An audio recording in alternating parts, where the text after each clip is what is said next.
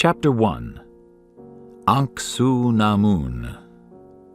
Thebes, Egypt, 1290 BC. Thebes was the city of Imhotep, the high priest of the dead. It was also the city of Anck-su-namun. Anck-su-namun was the pharaoh's lover, but she loved Imhotep. Imhotep walked into her bedroom and took the beautiful woman in his arms. "My love for you is more important than life," he said. Outside the bedroom door, Imhotep's priests watched. But when Pharaoh Sati I of Egypt walked in, they couldn't stop him. Imhotep quickly ran into the next room. Pharaoh Seti heard something, but he didn't see him.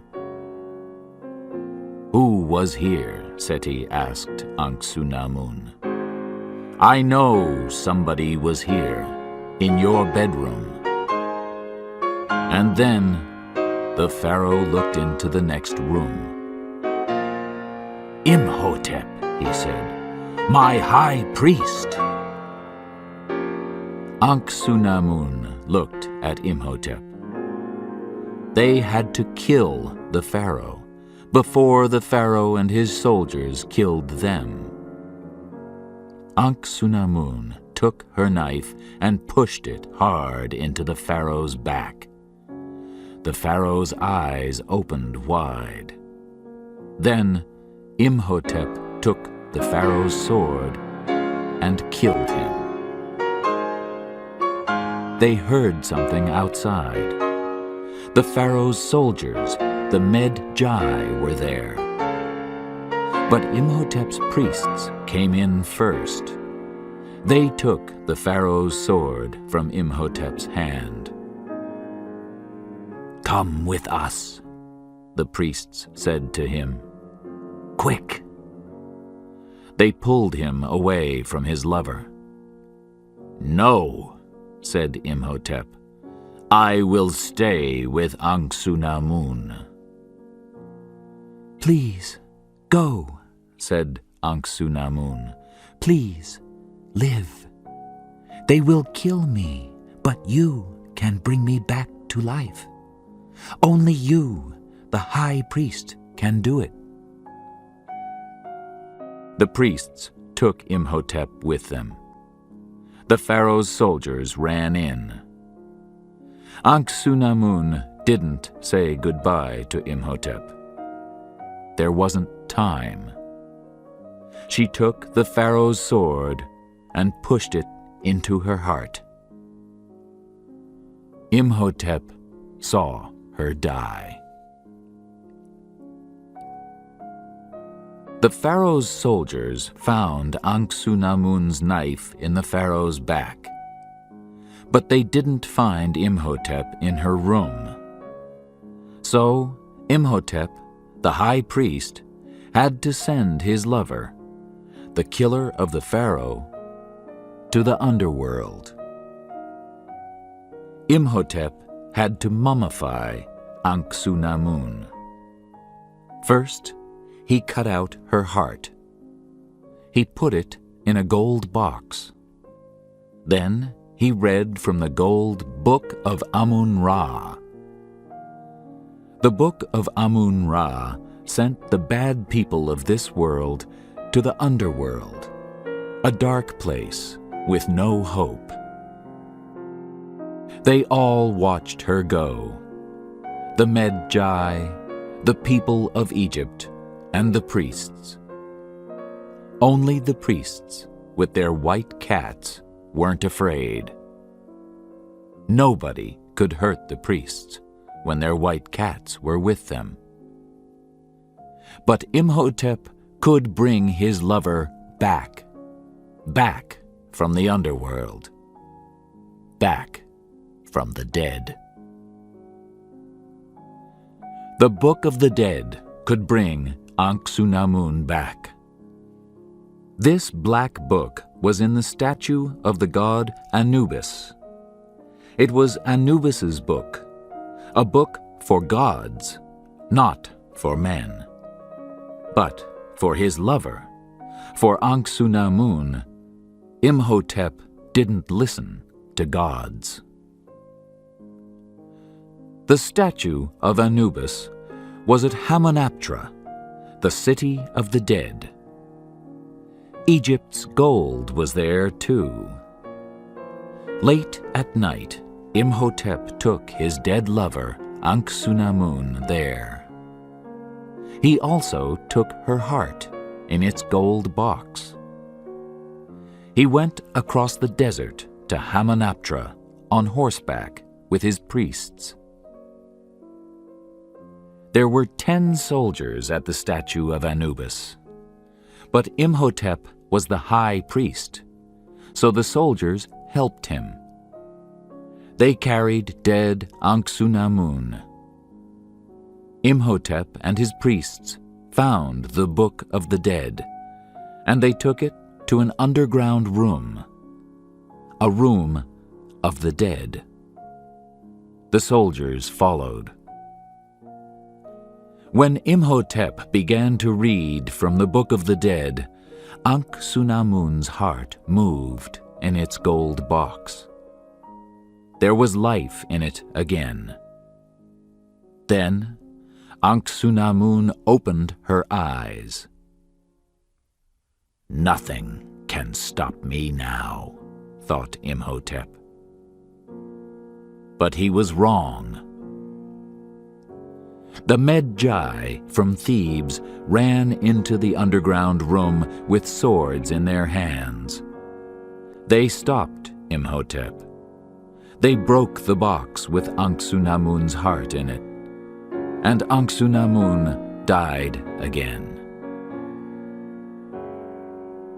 The Medjai mummified Imhotep's 21 priests, and Imhotep had to watch. They made the 10 soldiers from Hamunaptra into mummies too. They put them all into the ground before they were dead. But for Imhotep, there was something worse than that. First, they cut out his eyes with knives. Then, they put him into the ground, a mummy before he was dead. But that wasn't the worst thing. They put scarabs on Imhotep's face. The scarabs ran into his mouth and nose and started to eat him. This was Hamdai, or half-life. "The scarabs will eat him for all time," said the Medjai.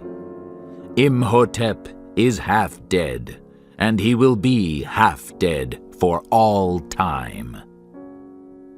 Nobody can bring him and Anck-su-namun back to the world of the living, or he will make everybody in the world his mummies, and the scarabs will fly again and eat us all.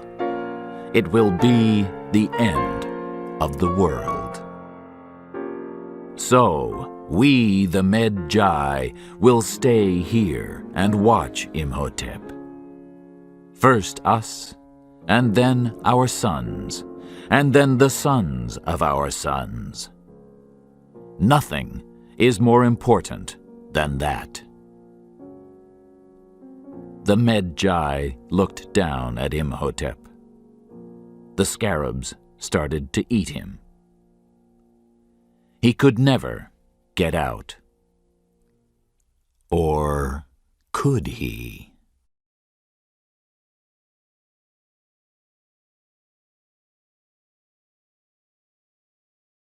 Chapter 2. O'Connell and Evelyn. 3,215 years later. Hamunaptra, 1925. Most of Hamunaptra is under the desert. Only 1 or 2 houses stand in Seti I's great city of the dead, and in those houses some soldiers are fighting for France. They are fighting with hundreds of desert horsemen. Again and again the horsemen came out of the desert with the sun on their backs. They had guns and they shot at the soldiers. One of the men was a better fighter than the other soldiers. This man wasn't French. He was American, and his name was Rick O'Connell. Next to him was Benny, a Hungarian. Benny was O'Connell's friend. Sometimes, when he wanted something. "Why are you here?" O'Connell said to Benny, and he shot again. "I took some gold from a temple," said Benny with a smile. "And you? Why are you a soldier? Did you kill somebody?" "No," said O'Connell, "but I'm thinking about it." And he shot another horseman from his horse. "No, tell me," Benny said. "Why are you here in the desert?" "I want to have a good time," said O'Connell. The horsemen were now very close. O'Connell shot. Then he shouted and shot again. "There's only you and me, Benny," shouted O'Connell. But Benny didn't answer. He wasn't there. 4 horsemen were almost on top of O'Connell. He ran. He saw Benny in front of a temple. The Hungarian went in and started to close the temple door. "Don't close that door!" O'Connell shouted at Benny. But Benny closed it in his face, and O'Connell couldn't open it. "I'm going to get you for this!" O'Connell shouted at Benny through the closed door. But first, there were 4 desert horsemen with guns in his face. He had a problem. "Okay," shouted O'Connell. "I'm ready. The 4 of you. Fight me!" But the 4 horsemen didn't fight. Their horses went up on their back feet. Their ears went back, and their eyes opened. They threw the 4 horsemen to the ground and ran away. The horsemen followed them. "Why?" O'Connell thought. "I don't understand." He turned around. There, behind him, was an old statue. It was the god Anubis. Why did the horsemen run from a statue? But suddenly, he was afraid too. A wind came across the desert. The yellow ground moved with the wind, and under it there was a big face. It was the face of the high priest Imhotep. O'Connell ran away from Hamunaptra, but there were eyes on his back in the hot desert. He knew that. He could feel them. He turned and looked up. There, high up on a mountain, were the Medjai. Evelyn Carnahan was a quiet, uninteresting woman, people thought. And she worked in a quiet place. It was a place full of very old books. The Cairo Museum. Evelyn put a book on the top shelf. She saw something up there, and she was angry. She was angry because the name of the book started with the letter T. Why was it on that shelf? The other books on the shelf started with S. Evelyn took the book from the top shelf. But she fell, and the books fell with her. The bookshelf fell and hit another bookshelf. Then that bookshelf hit the shelf behind it. In 2 minutes, all the old books in the museum, from A to Z, were on the floor. Evelyn fell on the floor with them. The curator of the museum walked in. "Oh," said Evelyn. She wasn't very happy. "Look at this," shouted the curator. "What are you doing? Why did we give you a job here?" "Oh, be quiet," Evelyn thought. She said, "You gave me a job here because I know everything about the pharaohs. I understand the old languages, and I can read these books. Evelyn stopped. She felt very angry and very British, but she didn't want to lose this job. She liked living in Cairo. The curator said some more angry words and then left. Evelyn got up and started to put the books on the shelves again. Somebody spoke. "I am the undead," it said. Evelyn looked behind the shelf and saw a mummy. She screamed, and then the mummy started to laugh.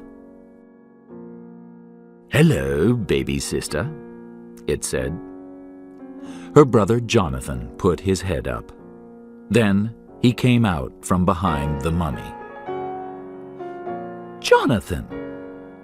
He was more than 30 years old and a baby. "Jonathan, go and put that mummy back." "Ah, but I have something for you," said her brother. "Oh, no." Jonathan often found things from the time of the pharaohs and brought them to his intelligent sister. But when people in the museum looked at them, they weren't really old. "Okay," said Evelyn. "What is it this time?" It was a box, and the box had Egyptian writing on it. Evelyn looked at it. She opened the box carefully and took out a key and a map. "Jonathan," she said, "this is very important." Evelyn and Jonathan took the box to the museum's curator. The curator looked at it. "See," said Evelyn, "it's from the time of Sati I." "Maybe," said the curator. The curator wasn't excited. Evelyn couldn't understand that. Did the curator know something about the box? "Who was Sati I?" asked Jonathan. "Was he rich?" "The richest of the pharaohs," answered Evelyn. Jonathan liked this answer. The curator looked at the map. "This map is more than 3,000 years old," said Evelyn.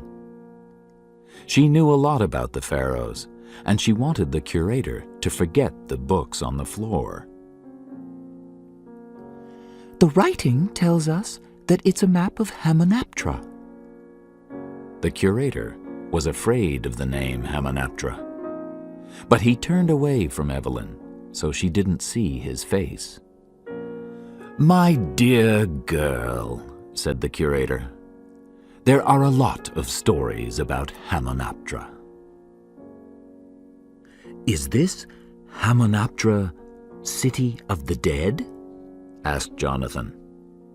He and Evelyn had an Egyptian mother, They listened to stories about Hamunaptra when they were children. Yes, Evelyn answered. Hamunaptra, city of the dead. The pharaohs put their gold there. The curator had the map in his hands. It was above a candle on his desk. He moved his hands down. "No!" shouted Jonathan. He pulled the map away from the candle and put out the fire with his hand.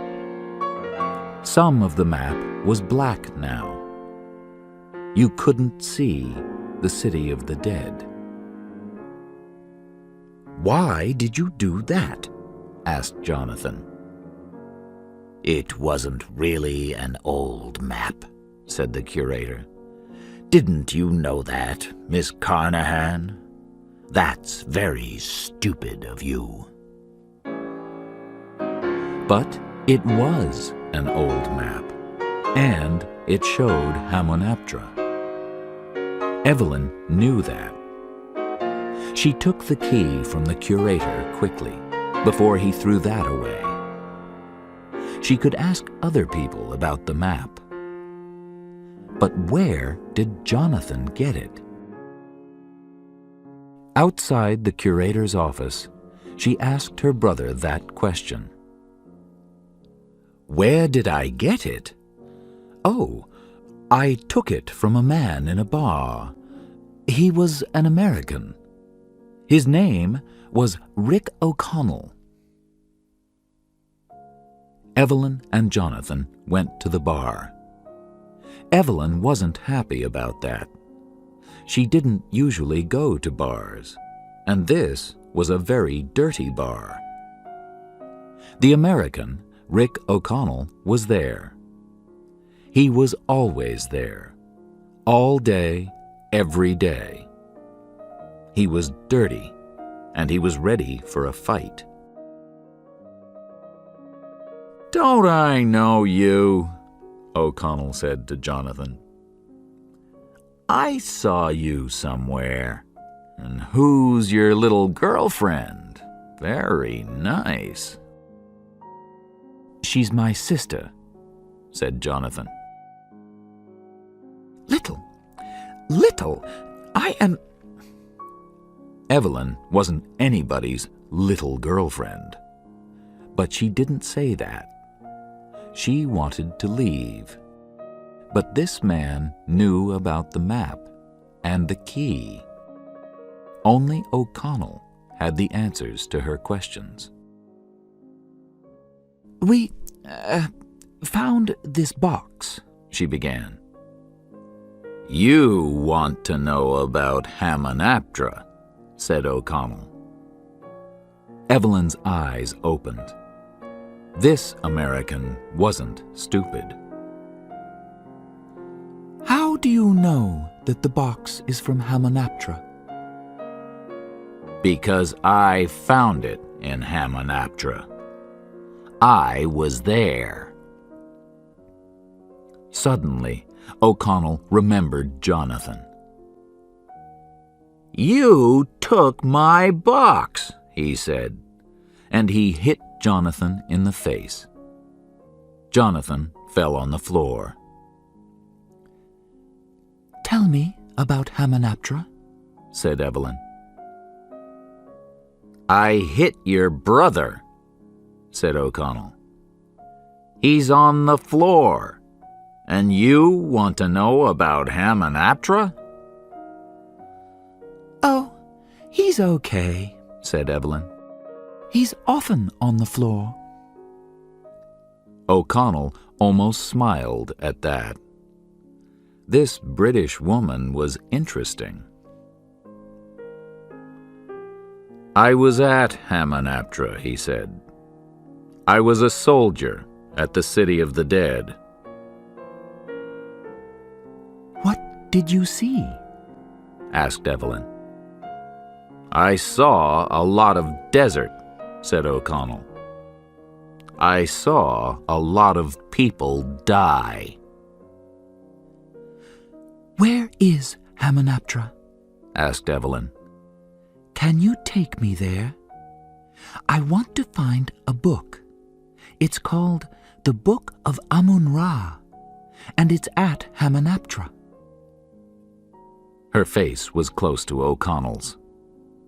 O'Connell kissed her. What? Jonathan, get up. You and I are leaving this bar. "Thanks for the visit," shouted O'Connell before they walked out the door. Evelyn and Jonathan went back to the museum. They walked past the curator's office, but they didn't go in. So they didn't see the man in the curator's office. The man in the office knew the curator.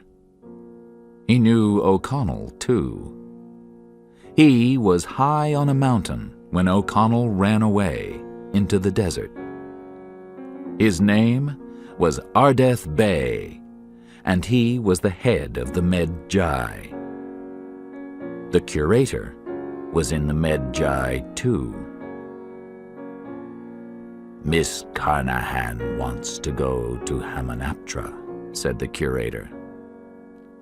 "Stop her," said Ardeth Bey. "Stop her or kill her."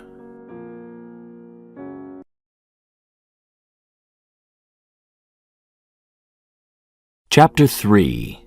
The Book of the Dead. The sun was at her back. The wind was in her hair. Evelyn wanted to laugh and cry at the same time. She loved the desert, and the idea of Hamunaptra was exciting. She and Jonathan were near the temple now. Their horses were very tired. Then they saw a man outside the temple. "Oh, no," said Evelyn. The man said, "Can I help you down from that horse?" "O'Connell, "That's me." what are you doing here?" She wanted to be angry with O'Connell, but he looked cleaner now, and maybe he could help them. "He's here for the gold," said Jonathan. O'Connell smiled. "Oh, I only want to have a good time," he said, and he looked into Evelyn's eyes. More people arrived outside the temple. There were 3 Americans and a lot of Egyptian diggers. With them was Benny. "You came back," O'Connell said to Benny. Benny laughed. "You too." Outside the temple, there were a lot of thin horses. One of the Americans, Daniels, asked, "Where did these horses come from?" "They're waiting," said Benny. "Sometimes people find Hamunaptra, but they all die. Their horses wait for them, but then they die too." Benny, the Americans, and their diggers looked for a way down under the desert to the gold. Jonathan walked around the houses, but then he found the top of the statue of Anubis. Most of the statue was under the desert. He, Evelyn, and O'Connell started to dig down and down into the desert. They found a dark room under the ground, and they got in through a wall. "We're the first people in this room for more than 3,000 years, said Evelyn. For her, this was wonderful. It's dark and cold down here, said O'Connell. He wasn't very excited. "Where's the gold?" said Jonathan. You boys don't understand, thought Evelyn. We find the wonderful world of the pharaohs, and I'm with them. Then they lit a candle in the room. Oh my God, said Evelyn. It's a sarnetcher. It's a what? Asked O'Connell. The priests made mummies in this room, Jonathan told him. The dead went to the afterlife from here, said Evelyn. O'Connell didn't like that. He took out his gun. They walked through the dark from room to room. Some of the rooms were very small. Sometimes their candle almost went out and left them in the dark. Then they heard something. Evelyn looked at O'Connell. O'Connell had his gun in front of him, and he walked slowly in the dark. He saw the bottom of the statue of Anubis, under the ground. Then he heard something again, from the back of the statue. It came closer, and closer. 3 people came at him. The Americans. They had guns in their hands. "We want to look here," said Burns, one of the Americans. He looked around him. He wore thick glasses. "No, we want to look here," said O'Connell. "This is our statue, friend," said Daniels. "I don't see your name on it, friend," said O'Connell. More guns came out now.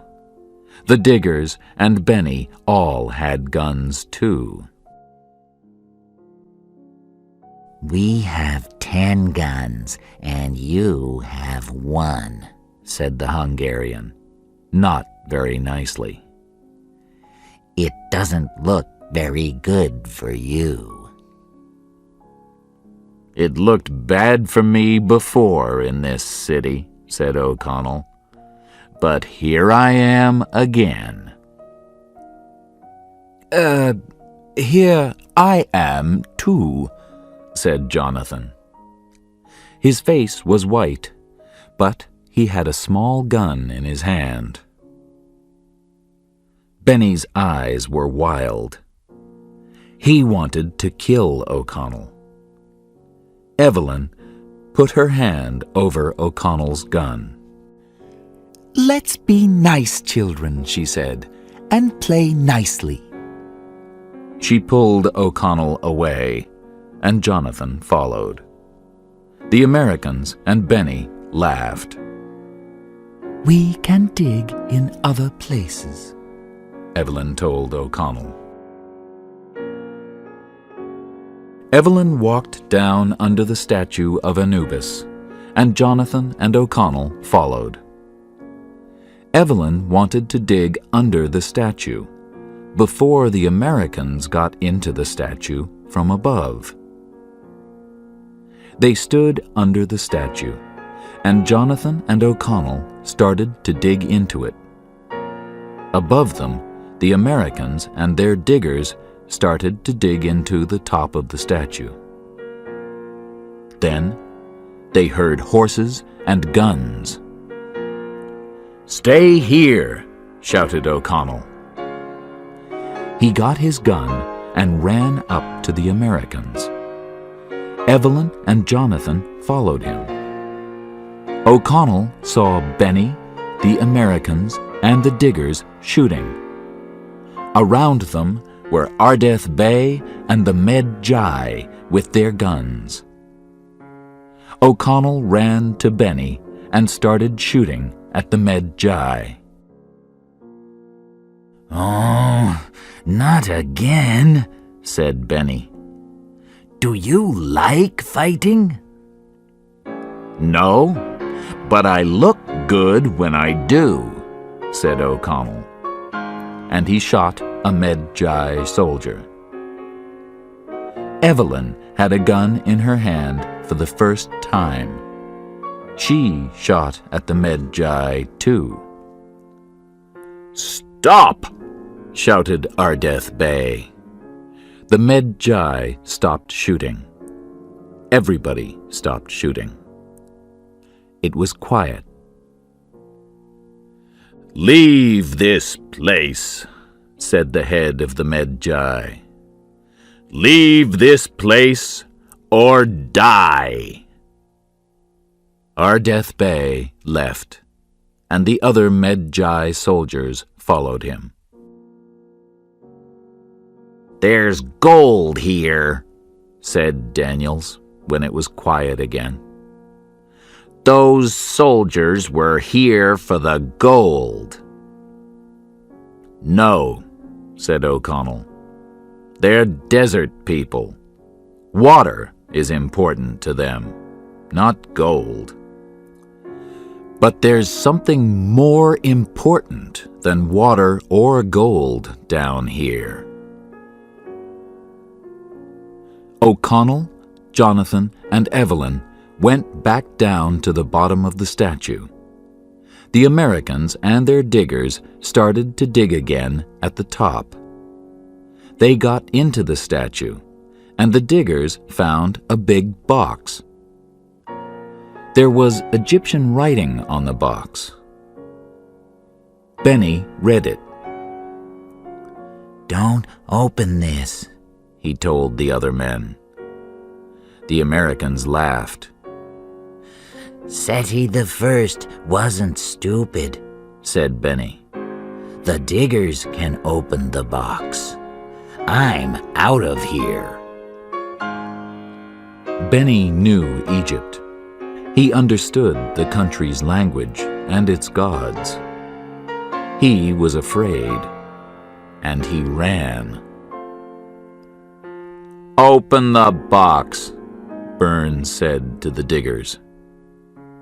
The diggers were afraid, but they opened the box. Then they screamed. Scarabs ran out of the box. The scarabs ran into the diggers' feet, up their legs, up and into their brains. Then the scarabs ate their brains. The diggers stopped screaming. The Americans were afraid, but they took the gold from the box. Benny came back into the room. "What did that writing on the box say?" asked Henderson. "It said, 'Open this and you die.'" At the bottom of the statue, Jonathan was asleep. Evelyn and O'Connell stopped digging and sat on the floor in the dark. They were very tired. O'Connell lit a fire and looked into Evelyn's eyes. Evelyn put her face close to his. "I'm going to kiss you, Mr. O'Connell," she said. "No, you're not," said O'Connell. "I'm not?" "Okay, you can. But call me Rick, not Mr. O'Connell." Evelyn smiled and put her face closer to his. "Rick," she said, and closed her eyes. "Rick." And then she was asleep. O'Connell smiled. "That was nice, ma'am," he said. The next morning, they got into the top of the statue of Anubis. Inside, there was a coffin. "Look," Evelyn said to Jonathan. "there's no writing on this coffin, so the dead man in here isn't going to the afterlife. He's staying in this world. He did something very, very bad." Jonathan took out the key and put it in the coffin. The coffin half opened. O'Connell pulled the coffin open, and a 3,000-year-old mummy stood up. O'Connell, Evelyn, and Jonathan screamed. Then the mummy fell back in its coffin. Imhotep wasn't dead, but he wasn't of this world. He was undead. He wanted life. Above them, the Americans looked in the box. They wanted gold, but they found only a book. Henderson took it out. "It's an old black book," he said. "Be careful with that," said Benny. "It's the Book of the Dead." "I don't want a book," shouted Daniels. He was angry, and he kicked the box. The box broke, and a smaller gold box fell out. "That's better," said Daniels. And he took the box with Anck-su-namun's heart in it. That evening, Evelyn, Jonathan, and O'Connell walked up to the top of the statue again. They sat around a fire with the Americans. Benny was asleep, with the Book of the Dead next to him. Evelyn tried not to take it, but it was impossible. She had to look at it. She took it and opened it. The second person in 3,000 years with the Book of the Dead in her hands. It was exciting. "Do you think that's a good idea?" asked O'Connell. "Oh," said Evelyn. "people read books all the time." She looked at O'Connell. Her face said, "I work in a museum. I know about books, and you don't." Evelyn began to read to O'Connell from the book. Kum-ra, Hum-day. Below them, Imhotep moved. The words from the Book of the Dead started him on his way back to life. The scarabs started to fly again.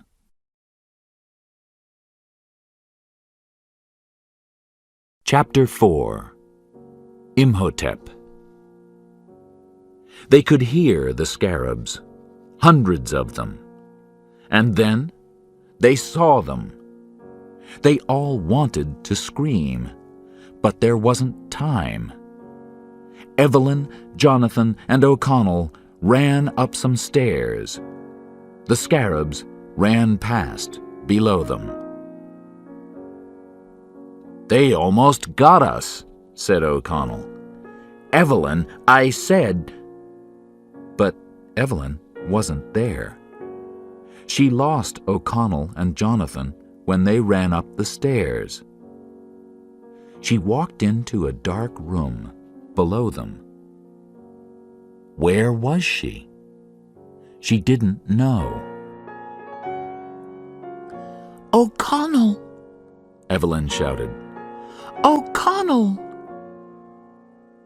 Then she saw one of the Americans.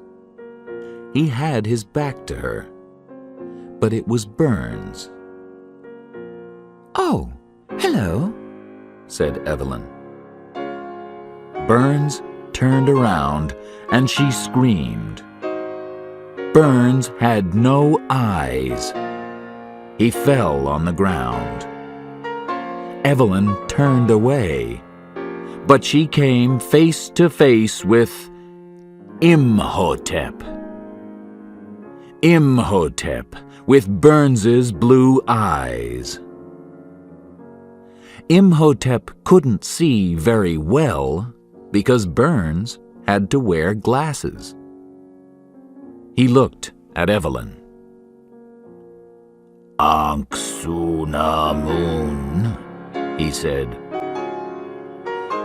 "Help me," Evelyn said to Burns.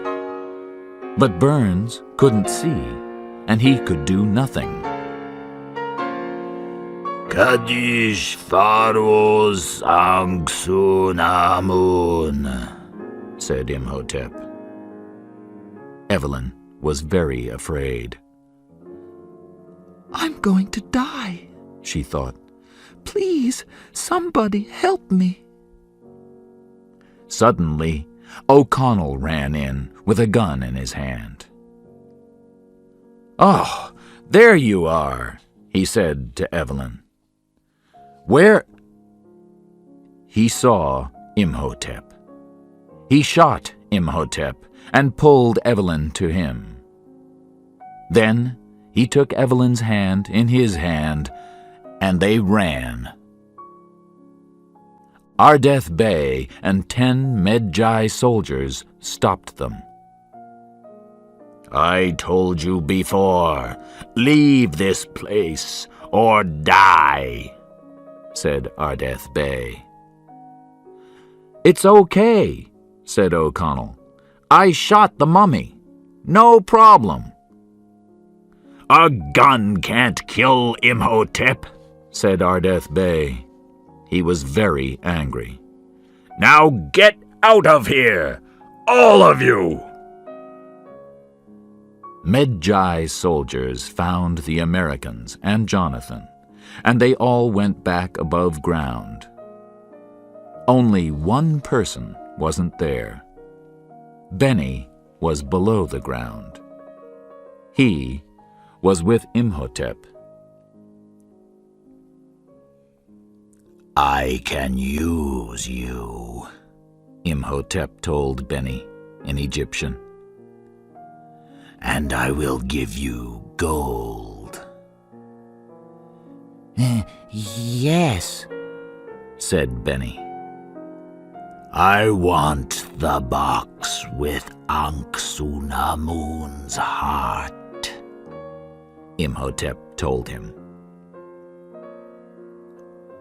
Above ground, Medjay soldiers helped Burns walk to a horse.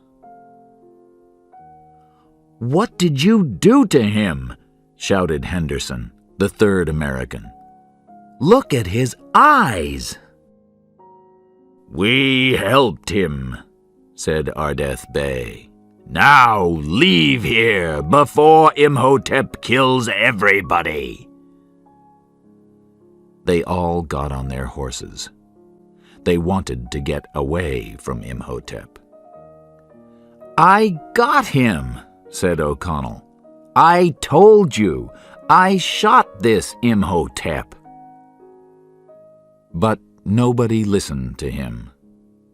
Nobody could kill Imhotep with a gun.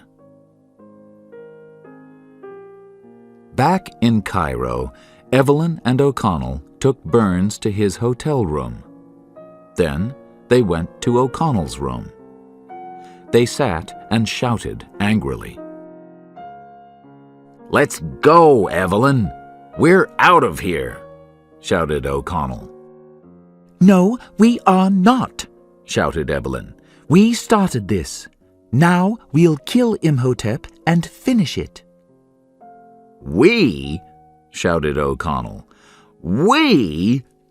You read from the Book of the Dead, and nobody can kill this Imhotep. Not with a gun. I tried.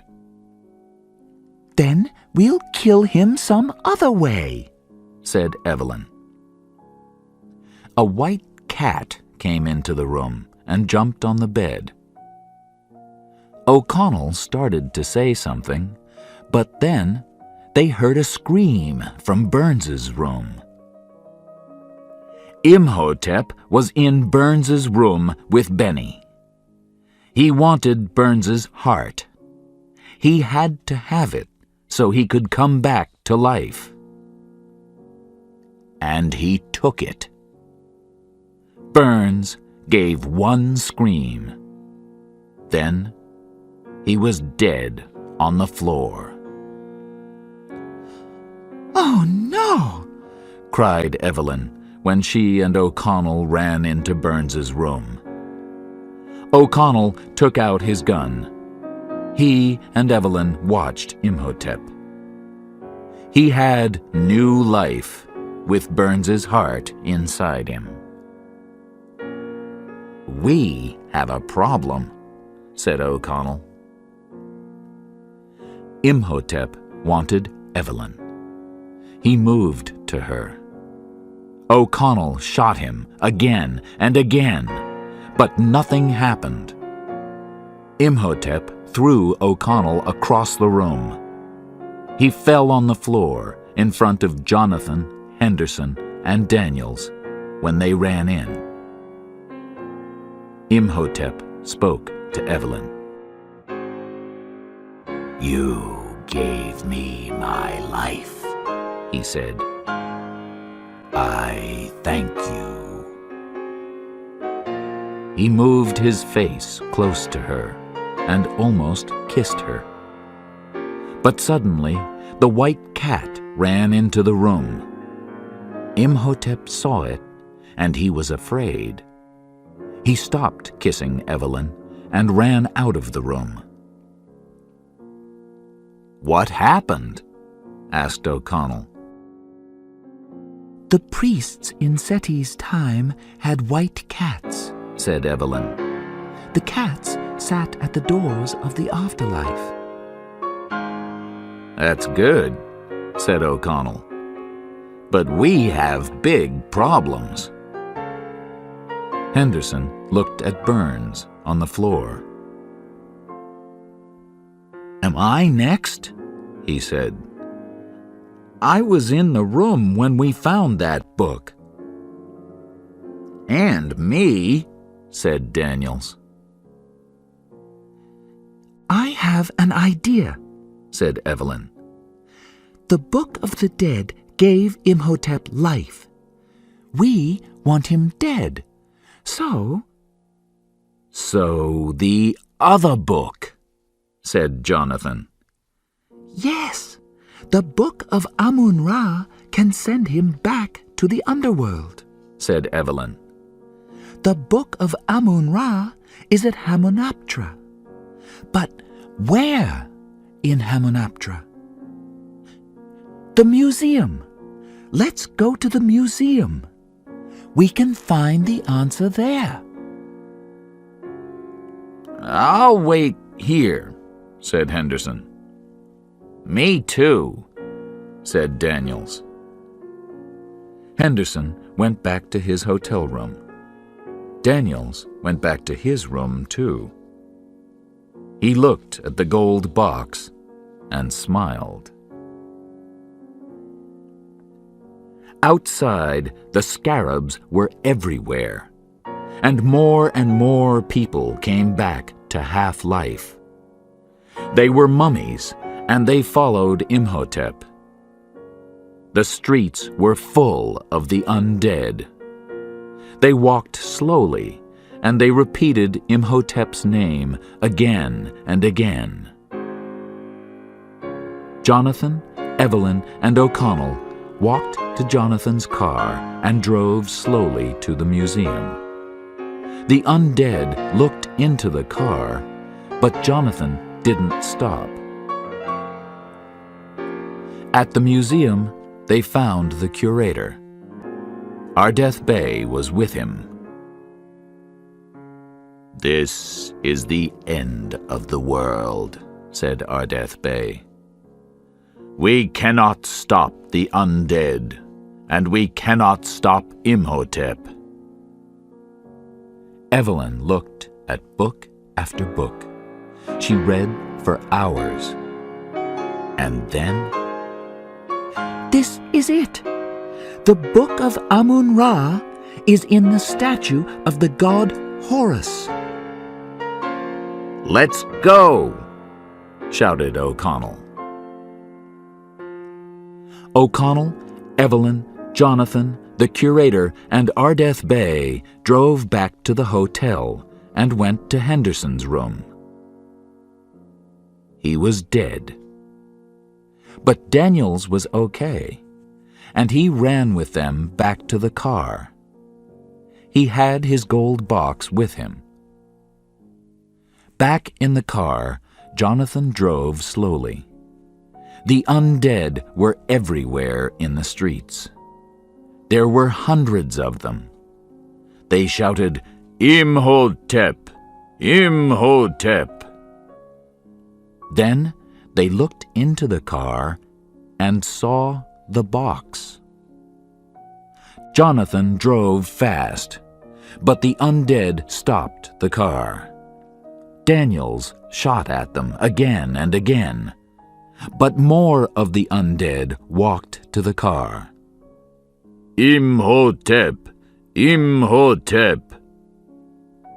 They looked at Daniels with dead eyes. Then they took him out of the car and killed him.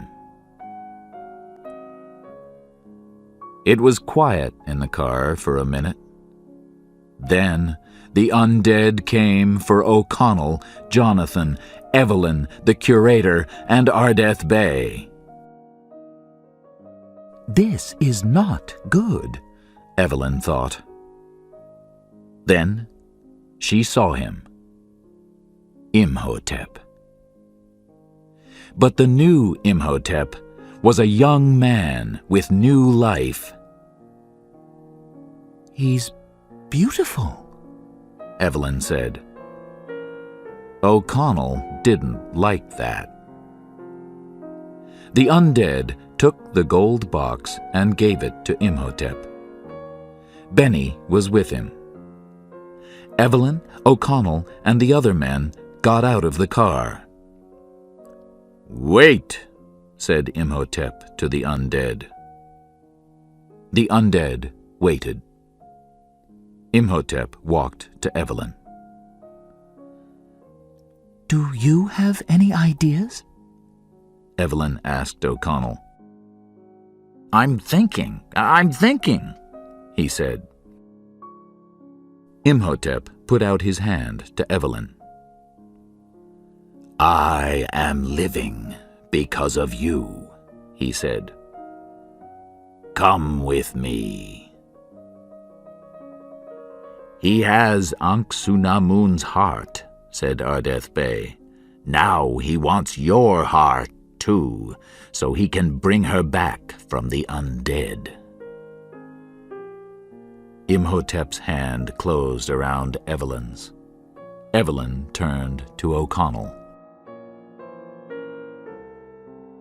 I give my heart to you, she said. But please, come for it before he takes it out. O'Connell almost smiled at that. "Yes, ma'am," he said. Imhotep took Evelyn away.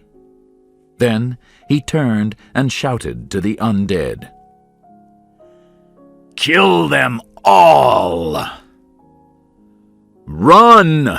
shouted Ardeth Bey.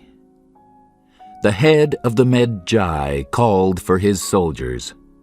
He took his sword and fought with the undead. The curator fought too, but the undead killed him.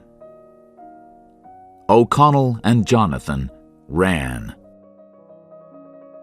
"We can't leave Ardeth Bay," shouted Jonathan. "Yes, we can," said O'Connell. "We're going to Hamunaptra. We're going to find that statue and the book."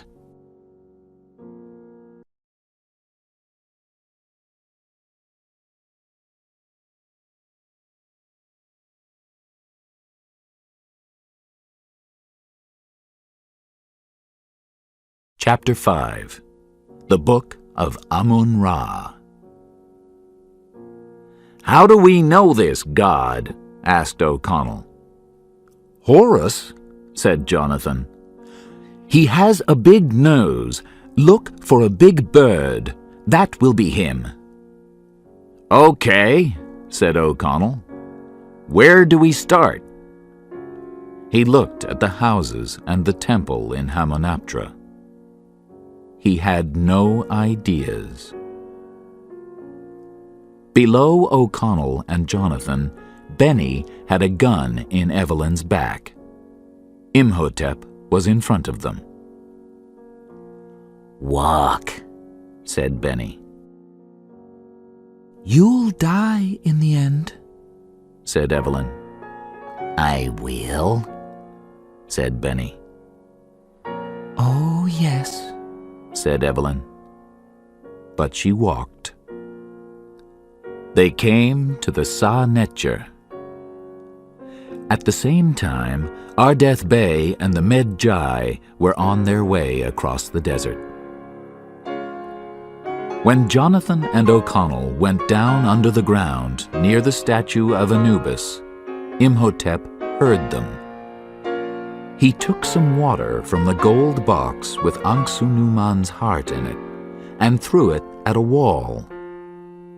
His mummified priests from 3,000 years before walked in. "Find them," said Imhotep. Jonathan and O'Connell found the statue of Horus. Then the mummified priests found them. Ardeth Bay and his soldiers came in and fought with the mummified priests.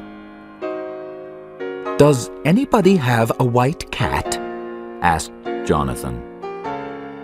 "Find the book," shouted Ardeth Bay.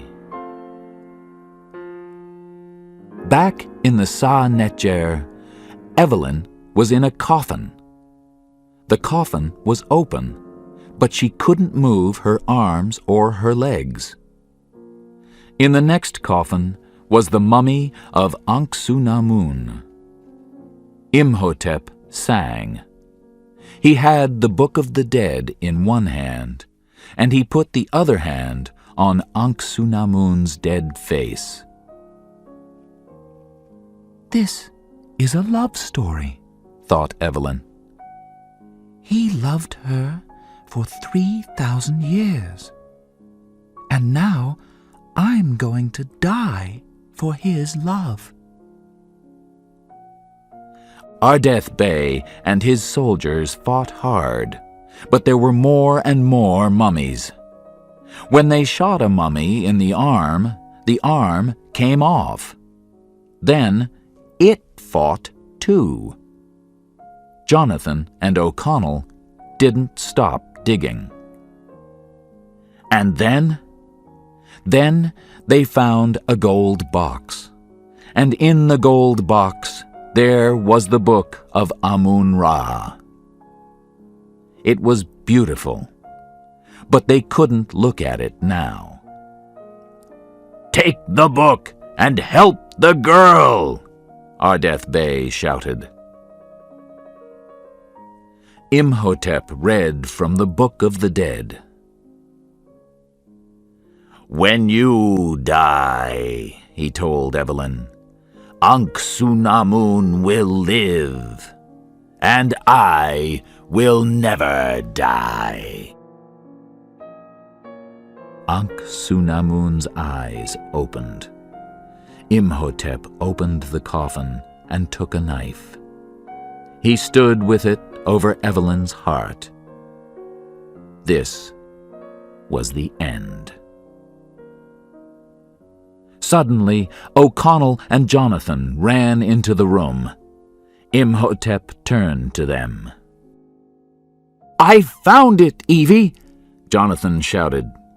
He showed her the book of Amun-Ra. "I found it!" "Stop talking!" Evelyn shouted at her brother. "Get me out of here!" Imhotep put the knife down and walked to Jonathan. "Open the book, Jonathan!" Evelyn shouted. "That's the only way!" Jonathan tried, but he couldn't open it. "Is there a key?" he asked.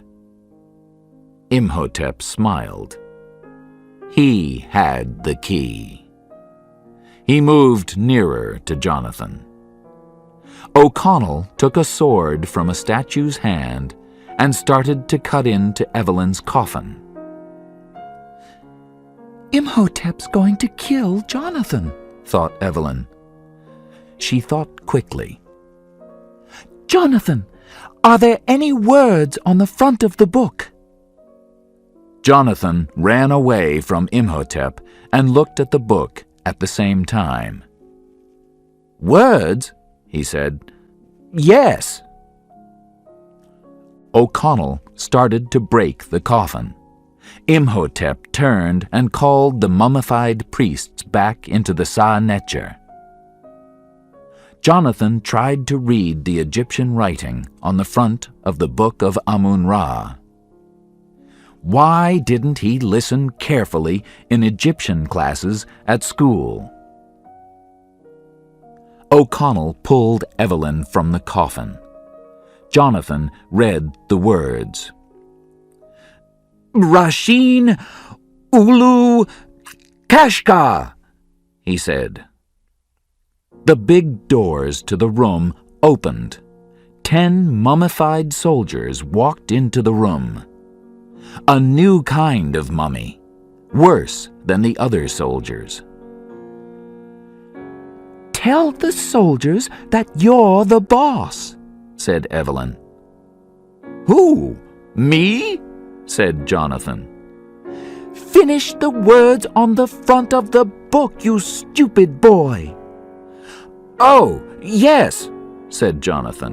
The book! The book!" Above Jonathan, in a room full of gold, Benny was a happy man. Here was the gold of the pharaohs. He carried a lot of gold up to his big white horse and put it in some bags on the horse. Then he went down again for more gold. Below, in the Sa-necher, Imhotep walked to Jonathan and looked down at him. Jonathan looked at the book. "I can't read this," he screamed to Evelyn. "This Egyptian letter. There are 2 lines at the top, 1 line at the bottom. There's a little... It's an Ankh," said Evelyn. "Ah!" Soldier mummies fought with O'Connell. He was on the ground. Their swords were above him. "Hutash im Amenephus," shouted Jonathan. The soldier mummies stopped. Imhotep looked back at them. The soldier mummies looked at Jonathan.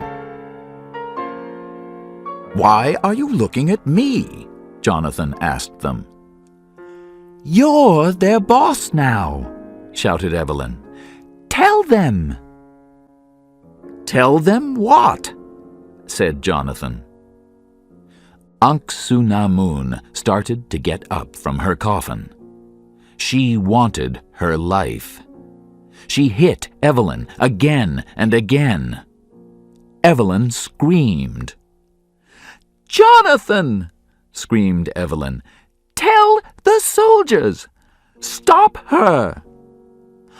"Oh, yes, right," said Jonathan. And then, Fakushka Anck-su-namun!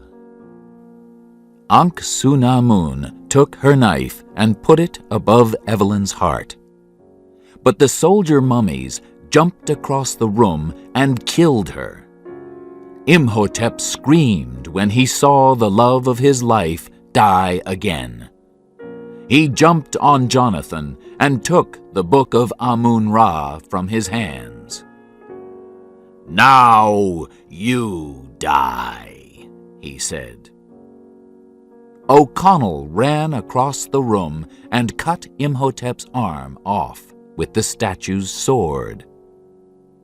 Imhotep smiled. Nobody could kill him. He took Jonathan in his other hand. "Okay, so he can fight with his left hand," said O'Connell. But the book of Amun-Ra was now on the floor, and the key was on the floor too. Evelyn got out of the coffin and ran to the key. She opened the book. O'Connell pulled Imhotep away from Jonathan. Imhotep turned and threw O'Connell across the room. Evelyn looked into the book of Amun-Ra. "Can you fight with Imhotep for 3 or 4 minutes? Please," she shouted to O'Connell. Imhotep threw O'Connell across the room again with his one arm. "No problem," O'Connell answered. Imhotep took O'Connell's sword. "You are going to die," he said. Evelyn read from the gold book. Kadish Mal, she shouted. Kadish Mal, Parid Us, Parid Us. Imhotep turned. He was very afraid. How did she know these words? They were the end for him. The god Anubis came into the room. He walked through Imhotep and left again. Imhotep was now a man. Only a man. And a man can die. O'Connell took the sword and pushed it through Imhotep. And Imhotep, the man, died. But he said something before he died. He said, "This is not the end." Above them, Benny found gold on the wall of a room. His eyes opened. He smiled. He took out his knife and pulled the gold off the wall. The room came down on top of him. He remembered Evelyn's words. "You'll die in the end." "Yes," said Benny. And he died. "Run!" shouted O'Connell. "The place is coming down!" Jonathan, Evelyn, and O'Connell ran up above ground, and Hamunaptra fell back into the desert behind them. Now there was nothing there. They found 3 horses and got on them. Then they started across the desert, away from Hamunaptra. A hand fell on Jonathan's arm. Jonathan screamed. "Oh, it's you," he said. "Thank you very much." "No, I thank you," said Ardeth Bey. He looked at O'Connell and Evelyn. From all my people, I thank you. Imhotep is dead, and now there are no undead or scarabs in the city of Cairo. Oh, that's okay, my friend, said Jonathan. Thanks are fine, he thought, but we didn't get any gold. Ardeth Bey smiled and went off into the desert. My horse is walking slowly, said Jonathan. Then he stopped and looked in the bags on the big white horse. Evelyn, he shouted. Gold! But Evelyn was busy. She put her arms around O'Connell, and they kissed. Maybe this wasn't the end. Maybe